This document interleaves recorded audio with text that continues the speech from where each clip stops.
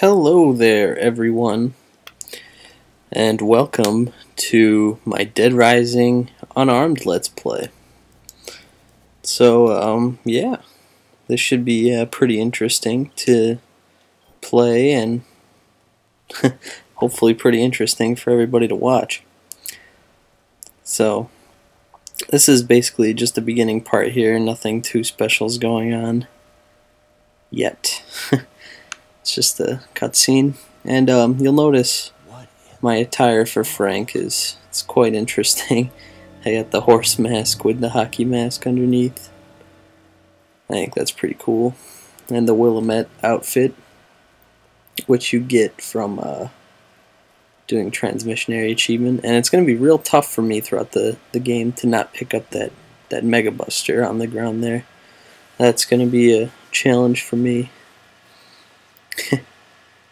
And yeah, so this is going to be unarmed, so basically that entails just like food items that I'll be using, and that'll allow some interesting opportunities for bosses and whatnot. Should be pretty fun, I think so. And I just kind of left in little bits and bobs of cutscenes just because it's kind of funny to see the horse mask with the hockey mask and just kind of zoom in and just, I don't know. It's entertaining for me, so hopefully it'll be just as entertaining. See, how can you not laugh at that? So, starting off right here, it's kind of fun to pick up the survivors and carry them upstairs because you're not supposed to be able to save these ones. So I just kind of grab this lady and I try and just kind of shimmy through the zombies, but I get hit there. And I try and pick her up again, but I end up just kind of tossing her around. And this lady, I don't know what's up with her, but she has like the least health out of any survivor in this little area here. They're all weak, but she just dies in one hit. Unless like you hit her, which is, well, you can punch her and probably kill her, but if you throw her around, she doesn't die. Like you'll see, she'll get hit here in a second, and she just drops dead with like half health. So that's always fun. And I don't know what I was doing there. I was kind of chilling, I guess. But I just run to the stairs really quick and make quick work of that part. That part's no problem. Didn't even have to kill any zombies. Once again, a quick little shot of Frank's mask. And I always think it's funny. Just, it's supposed to be your first time coming to Willamette. Just roll in with a Willamette jacket on. Like, where did you get that? That always just entertains me. So I pick up some coffee creamer right here. And then I just pop a save really quick. Probably going to be saving as much as I can, because yeah, I cut out the whole save part there. Just kind of speed it up. And now we head back outside to save our first two survivors. Get a bunch of pop-ups and whatnot. Yada yada yada.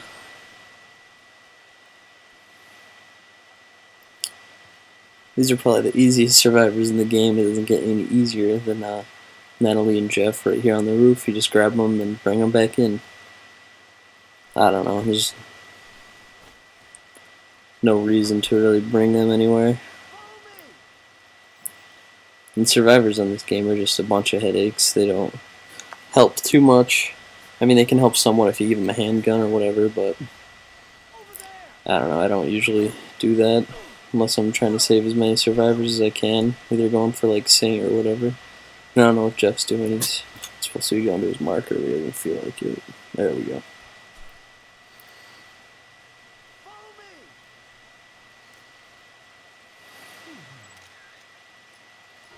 And you can take a picture of them hugging to get some good PP, which is always fun.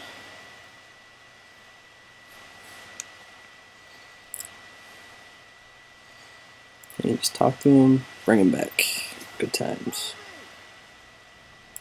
So I have like an hour of gameplay recorded already of this playthrough, and I've just been too lazy to commentate over it and edit the clips together.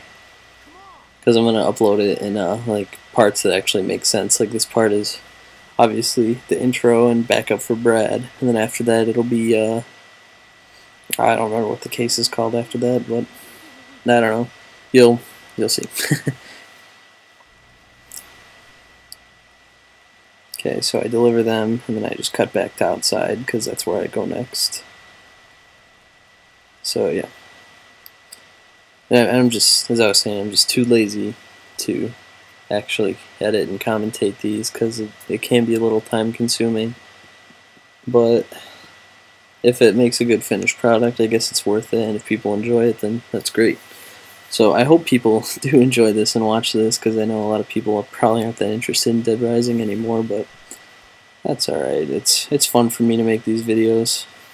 I like recording stuff, and I just cut out that cutscene there. And it's fun for me to record stuff and make videos and whatnot. It's just a little hobby of mine, I guess. And I forgot to take out that loading screen right there. It's my fault. Oh well, it's only like a second. 2 or 3 seconds. Okay. But now here comes the ranged attack. This is how I don't know why I keep saying we. How I'm gonna do this is I'm gonna make Spitfire, which allows your spit, if you don't know, to actually cause damage and kill things instead of just being like a funny thing to do. And to make Spitfire, the easiest way to do it in Colombian Roast Masters, if you haven't seen my drink mixing video, is to make Spitfire, you combine a nectar and untouchable, which is nectar's 2 orange juices, and then untouchable is orange juice and a pie.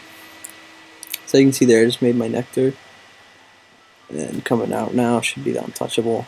And we just combine those two, and we get the blue Spitfire, which when you drink makes your spit go further and kill zombies, and you can kill bosses with it, which is probably going to be the main way I'm going to beat some bosses. I haven't thought too far ahead yet, but I know it works with Carlito here, and it can work on the convicts in the leisure park, and which you'll see in a later video. So I'm just going to make a few Spitfires to carry around. I'm going to discard those coffee creamers because I'm not going to be needing them currently. So I'm just making, I believe I just put in 2 orange juices to make a nectar. Yep, and I'm making my untouchable now. I think I make about 3 Spitfires. It's always good to have a few to carry around, I think, in case I need them.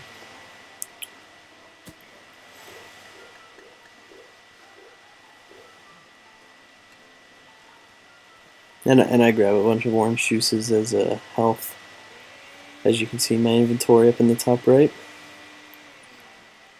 And a fun little fact about the Backup for Brad mission is no matter how long you leave it there, like you can go the full 3 days that you're supposed to survive in the mall, and that mission will not go away unlike all the other missions. It'll just sit there in the red forever, which is kind of interesting, but I don't know why that is. So I end up making 4 Spitfires, and you can see I use the knee drop to drop down from high spots. That causes you not to take any damage, which can be pretty useful. And I tried to do the face crusher, I believe it's called, to that zombie, but it just didn't go. And just kind of goofing around, just disemboweling some zombies. Alright, so I had to pause right there, but I just cut back, and I accidentally dove when I started up again, but that's alright. So, just cutting across Leisure Park now over to the food court.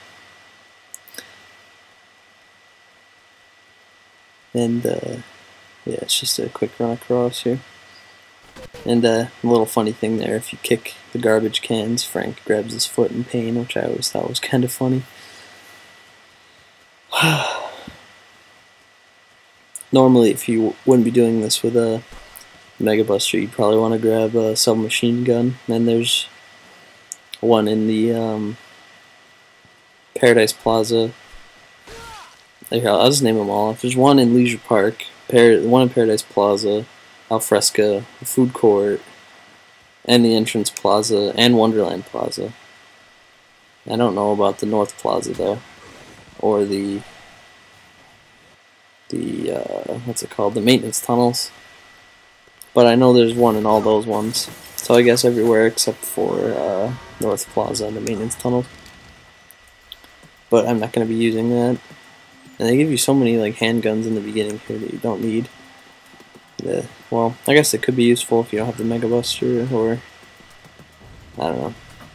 Most people probably wouldn't attempt this unarmed, but I guess I'm not most people. And I apologize for like the frame dropping. I think that is where it just goes all like pixely for a second. I don't know what causes that. I've tried messing with like video recording settings and the bitrate and stuff, but it just does it like right there. It'll do it a little bit. I don't know what causes that. But you can see me trying to spin on Carlito, and it doesn't have the best range here. I just keep getting shot, but that's okay.